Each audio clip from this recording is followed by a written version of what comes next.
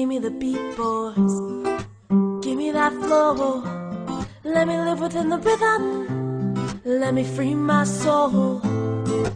Give me the beat, boys. Yeah. Give me that flow.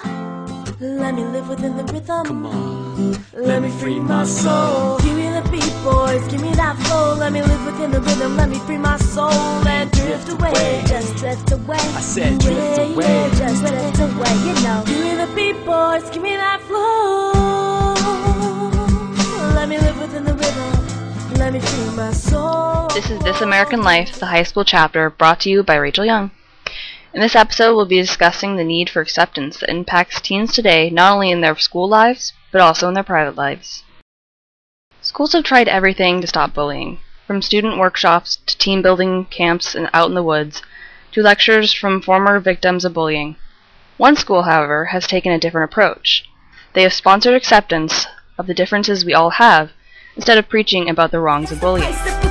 You gotta keep stepping, you never get rest from the internal questions. The price of perfection, you might lose direction on your quest when you fight for acceptance. The price of perfection, make this a lesson. What's it all worth when you search your reflection? The price of perfection, life is a blessing. Why spend it all on the price of perfection? It was a normal day at school.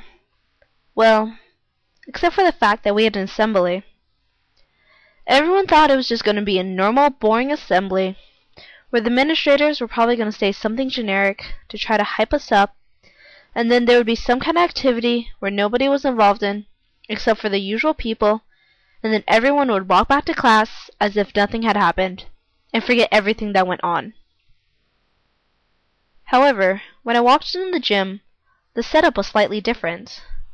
There is a divider in the middle of the gym, separating one side of the gym from the other. The administrators made us sit on just one side of the bleachers, making it slightly cramped, since there was about 800 kids or so on one side.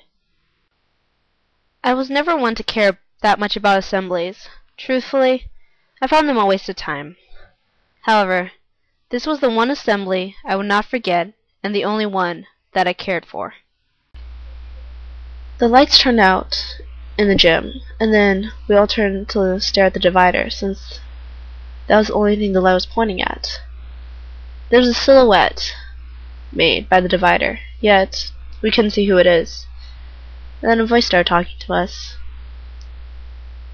She told us how she wanted to die, how she didn't feel like she belonged, how she just felt like she had to be perfect to be accepted, and then ended up alone when she realized that perfection wasn't everything.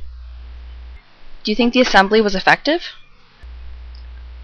It made me stop for a moment. It made me realize how we all think that we're all accepting, how we all want to believe that we're accepting of people, of their flaws, of everything they are.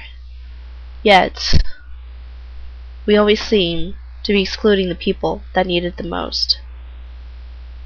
I think it's just our history. I mean, us as Americans. America has always been accepting of people coming into the country. Different races, genders, that sort of thing.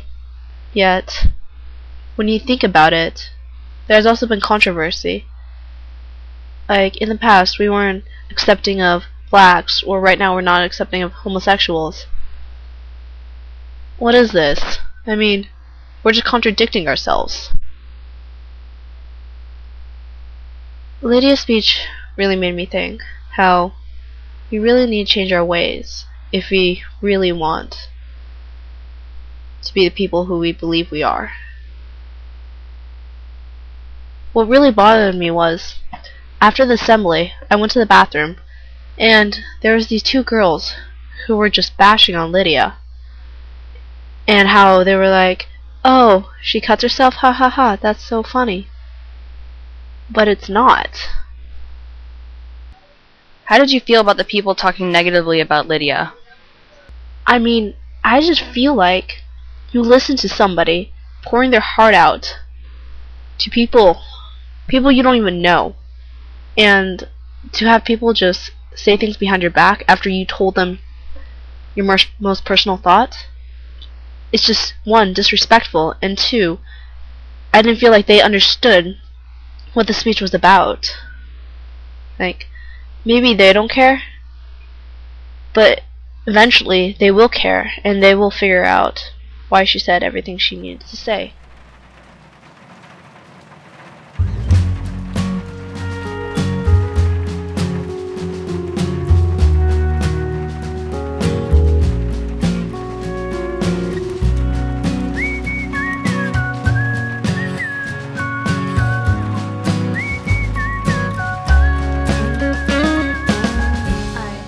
Park am no popular girl with everything going for them.